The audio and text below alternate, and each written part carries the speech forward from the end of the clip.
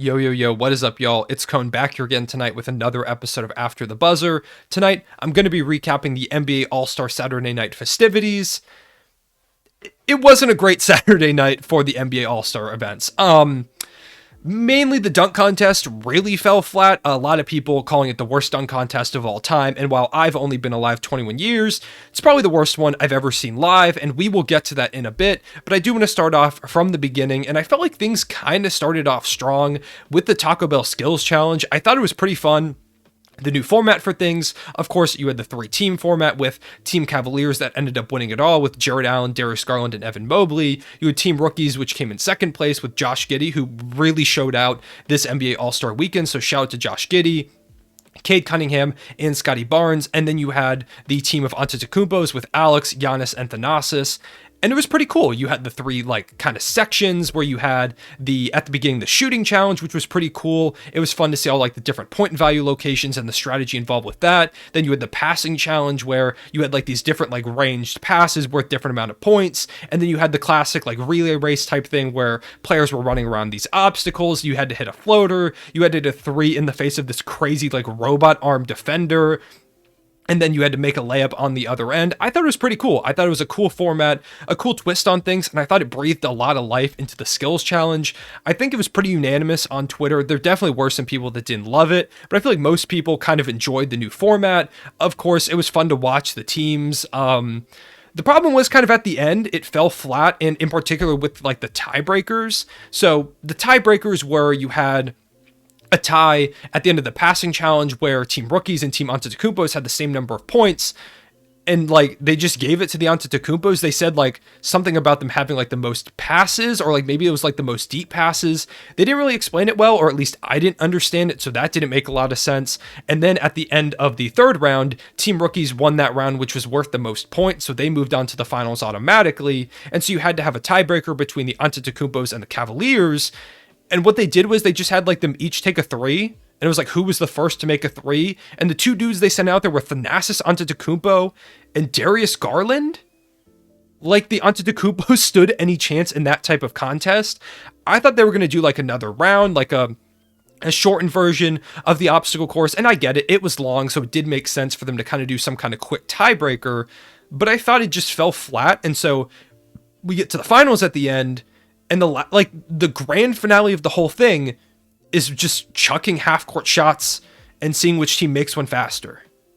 That felt pretty flat to me. It felt like a really anticlimactic way to end the whole thing. So I do think there are some tweaks that need to be made to the whole thing. But overall, I thought it was a fun event. I thought I just thought it was a nice change to the skills challenge. I've always kind of enjoyed the event, but I really did like this new format. So moving on from that, with the three-point contest, which is always pretty solid. Shout out to Kat, who won. A player that I really like, someone who has been really kind of underrated, I feel like, in the NBA for a little while. In particular, as a shooter, he is the greatest big man three-point shooter of all time. And it's cool to see a big man win the three-point contest, bringing a center in. And right from the get-go, he was on fire. In his last round, he broke the record for most points in the final round with 29. He was knocking down the dew balls, his money ball rack. He was just going crazy all over the place, so it was cool to see Cat, so shout out to him. You also had some cool performances from Luke Kennard, who really went off. Trae Young had a decent showing. The guy that I picked to win it all, Fred VanVleet, had a shot off the side of the backboard. So, not great night for me picking the winners. In fact, I picked all the winners incorrectly for this All-Star weekend, which, not great. You think I'd get one of them, but I did not. So another L, another Cone curse for me. So those were the first two events, and I thought they went pretty well. And then that was really it. Then we get to the negatives of things, and it really started with the weird segments they had in between the events. In particular, so in between the skills challenge and the three-point contest, right, they had Steph Curry and Ayesha Curry out there on the stage when we came back from commercial break. And my first thought was, oh, we're going to see Steph Curry come out here and announce the three-point contest participants. He just broke the all-time three-point record a month or so ago. And so I think this would be a pretty cool throwback. You have him why he is the greatest shooter of all time, pretty widely accepted. And so I thought he would come out and kind of announce the whole thing. And instead they did an ad for Ayesha Curry's new HBO show. So I was like, okay, cool. So they're just going to do this real quick, and then they'll do the Steph Curry thing, or they'll just move on to the three-point contest. And then they brought out like different colored Gatorade cups, and then 2 Chainz and his wife came out and they turned it into like the Gatorade couples challenge, where they had like, they blindfolded Ayesha Curry and Steph Curry and had them drink out of Gatorade cups based on prompts like, oh, which one of y'all two does this apply to most? And if they got the same answer, like, they got a point. And it was really weird stuff like who makes the weirdest noises and who's the most like Charles Barkley. Like, really, really weird stuff. And it just went on for a really long time. 2 Chainz and his wife ended up winning the whole thing. And like, the prize at the end was $25,000 donated to the charity of their choice, which is really cool. But if I understood things correctly, they were both playing for the same charity. And so it was just whoever won got to make the donation, which was it was just a very weird thing. And no one on Twitter really knew what was going on. It wasn't explained well. It was just super random and out of nowhere. It's not like they were like, next coming up, we have like this fun thing with the Currys and 2 Chainz. And instead it was like, here's this random Gatorade thing. So little weird. It was very odd, and the one thing I do want to give it credit for is that it got probably like the only audible crowd reaction out of the whole night. I don't know if it was just TNT lowering the crowd volume or something, but this crowd was dead. Like dead. Like, I didn't hear anything out of the crowd the whole night. I wasn't there, obviously, so if any of y'all were there, let me know in the comment section below if the crowd really was as dead as it sounded on the broadcast. But the one like big moment of crowd noise in this one was when Steph Curry came out on that stage. Boos rained down from Cavs fans. So shout out to that event, I guess, for getting the crowd kind of going. And then we had like the concert that always happens on Saturday night, and there were some really good performers in it, like Migos, Gunna, Lil Baby. You had Lil Wayne out there, DJ Khaled, but the problem was like the audio mixing was terrible. Like, DJ Khaled's mic was super loud and all the performers' mics were super quiet. You like couldn't hear Gunna or Lil Wayne. And then you had like this, like, you would have these random moments where, of course, they're going to censor out swear words in the songs for like the national TV audience and everything like that. But the broadcast like would like also randomly artificially lower the sound. So just random points, like the audio completely cut out basically. So it just sounded terrible. It was a mess. And so leading up to the dunk contest, the vibes were not great, but going into it, I was excited. You've got some high flyers and Jalen Green, Obi Toppin, Karl-Anthony, Juan Toscano Anderson. I was like, okay, the dunk contest, I feel like it's going to be pretty good. And overall, we'll have a good Saturday night. And then it was probably the worst dunk contest of all time.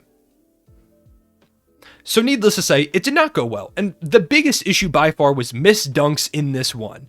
You had some cool dunk ideas from like Jalen Green, you had Josh Christopher trying to throw him like off the side of the backboard passes, which were not great, and then you had like, it just kept going. Like Jalen Green, I'm pretty sure went 1 for 9 on dunks, which if you've watched the dunk contest before, nothing takes the air out of like a stadium more than missing dunks in the dunk contest. And Jalen Green, he went out there and shot 9 times because the rule is you only get 3 attempts. But it doesn't count as an attempt unless the ball is going down towards the rim. And so he kept losing it on the gather. And so he got 9 attempts, and there was this like great like clip of Shaq where he looked super annoyed that it was going on that long. You had Karl-Anthony dunking in Tim's, which was pretty cool, except I was worried for his ankles. And then he missed it a few times, and like nobody could do their dunks on the first try, which is like the most exciting part, because you see this cool idea and it's like, oh shoot, he just threw that down on his first try. And even if it's like second or third try, it's pretty cool. But when you get to like 10 tries, it like doesn't feel impactful at all anymore. And that combined with the dead crowd, and you had like the guys on the broadcast like actively like dunking on the dunk contest. They were talking about how maybe they should move the 3-point contest to be the main event, or maybe like they need to make some changes to it, like they need to get better dunkers and stuff like that. Like they were calling them in-game dunkers and stuff like that. It just didn't feel like it did it any favors anyways. So just overall, like the whole atmosphere of the dunk contest sucked. And so what's typically a super exciting event for the last few years has fallen super flat, and this one in particular has gotten more people than I probably have ever seen talking about making big changes to it. Should they go back to like the timed format, which I think might be a good idea? Do they just need better dunkers? But even then, I feel like Obi Toppin, Jalen Green, like these are high flyers. They just couldn't get it to go, and they just couldn't throw down their dunks. And so it was just kind of a bad recipe for the way things were going. And then Obi Toppin ends up winning it all after JTA just doesn't even finish a dunk on his second attempt in the finals, which once again took a lot out of it. So Obi Toppin wins it all, which is cool. He had a really cool dunk at the end where he like tapped it off the backboard and put it in. But this was like, this dunk contest had no 50s in it at all, like no perfect scores at all, which I'm not sure if that's the first time that's ever happened, but it feels like it never happened. So that really took a lot out of it too. That was kind of a sign that it was falling super flat. And then Obi Toppin at the end is getting interviewed, and like they're like, okay, like how's it feel to win the dunk contest? He's like, it's cool. And then they ask him like, should like, oh, the dunk contest keeps falling flat, like how should they change it? Like, why are you asking that of a guy who just went out there and competed and won something that was probably a dream of his as like a high flyer, a guy who's known as a great dunker? Like, why is that the question you're asking him?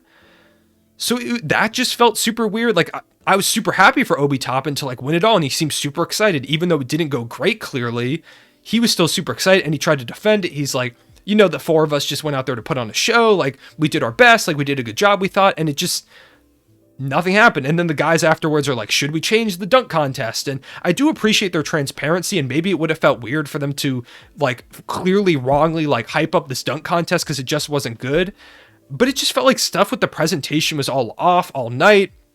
The dunk contest falling super flat. And then there was, like the weird thing with, like, the concert being all mixed weirdly. And the weird, like, HBO reality show segment in there. It just overall kind of fell flat, and which sucks because I thought, like I said before, it was a good skills challenge. It was a good 3-point contest, and I thought the Rising Star stuff was super fun last night. So I don't know. Let me know what you thought about this All-Star weekend so far. Of course, we do still have the main event with the All-Star game coming up tomorrow, which I do think will be pretty fun. It's been really good the past couple years with the new format to things, so I do think it will be pretty good, but I guess we'll have to wait and see. Let me know what you thought about all this. Do you think this was the worst dunk contest ever? Do you think they need to change it? Move it past like the 3-point contest, move the 3-point contest like the main event?